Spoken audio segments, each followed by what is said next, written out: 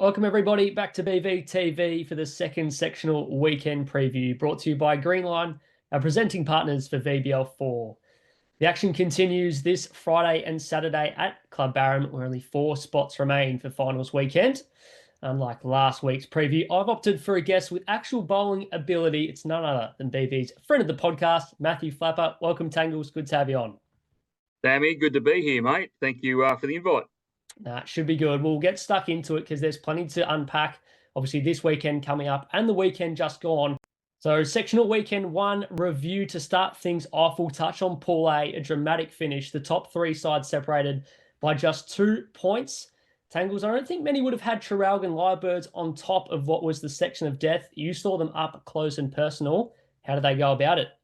Yeah, they were great. Obviously, class outfit, really, when you look at it. And we probably, to be fair, didn't delve into, like you said, that team as much as we could have prior to the event. But J-Boy Norris, we know he's a superstar, talented player. James Pearce can play any position, very versatile. And, they just formed a really solid combination. And kudos to them.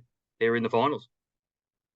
Like you said, J-Boy Norris, huge in their team. 3 from 3 in the singles against Craig Mills, Thor Shannon, and Brad Pavey. 3 very good singles wins. They'll be joined by the Yarraville Footscray Dogs, who in round 3, the fours league against Deer Park, it could have gone either way. All square last end in the fours. You might have seen this a bit close up. We were trying to guess what was going on the stream. Brent Code leading, went jack in the ditch, all square last end, but the Dogs still found a way to come out on top.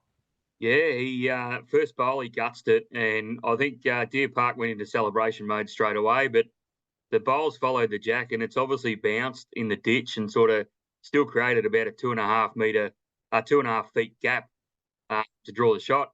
Nelson Ball gets on the mat and nails it, and believe it or not, that bowl then stayed there until the final end had been completed, which was incredible to see.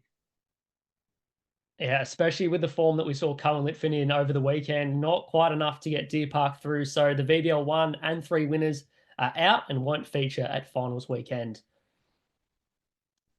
Pool B, not quite as thrilling, but still with a late twist. So Bundoora, the only undefeated team over the weekend, they go through 3 from 3. Corey Wedlock, 3 out of 3 in the singles, unstoppable. The fours legs as well was one to keep an eye on. So Brad Marin and Matty Curter in the back end there. Definitely one to keep an eye on. In round 3, the Extreme in second place, they had their fate in their own hands, but they ran into Bundy, which then opened things up. The Cobras were taking on Pulse in the other matchup. Cobras without a win going into the last round. We're looking for a maximum 27 points. That includes the 5 bonus points. They won the pairs and triples legs and looked a chance until the Dandenong Pulse came out in the singles and fours and turned it on. They won both legs for a combined 15 shots up. They win the round, and in doing so, jump the Extreme and sneak a final spot. Matty, they're one to look out for. Yeah, they certainly are. And obviously Bundoora were the benchmark in Section B. And I think they, correct me if I'm wrong, they consolidated their spot in the finals pretty much in round 2. They got the bonus points. But yeah, come down to that last game, and what a thriller. But it just goes to show, while all disciplines are pretty important, if you can get a bit of form going in those singles, that's where you're going to get your margins. And, obviously top of the table in Section A was Traralgon, J-Boy Norris, 3 singles wins. Top of the table in Section B, Corey Wedlock, 3 singles wins. So it goes a long way. You've got to win those singles games. And if you can gain a margin in that, it's hard to peg back. Yeah, the singles, we know from previous VBLs, the singles is one where you can gain an advantage in this competition. So the Traralgon Lyrebirds, Yarraville Footscray Dogs, Bundoora Bowling Club, Dandenong Pulse are through. Only 4 more tickets to Miami remain. Let's take a look at this weekend's team's chances.